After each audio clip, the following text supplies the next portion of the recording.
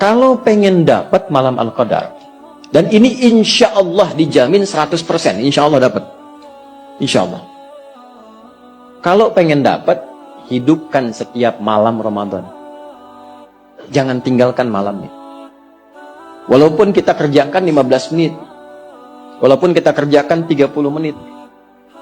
Jadi rumus ini dipakai dalam setiap sholat malam. Malam itu kan dimulai dari ba'da isya sampai menjelang fajar. Salamun hiya hatta matla'il fajar.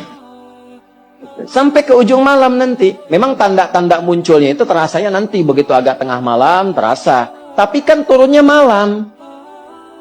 Jadi malam itu dimulainya dari ba'da isya. Ini yang jarang dikupas.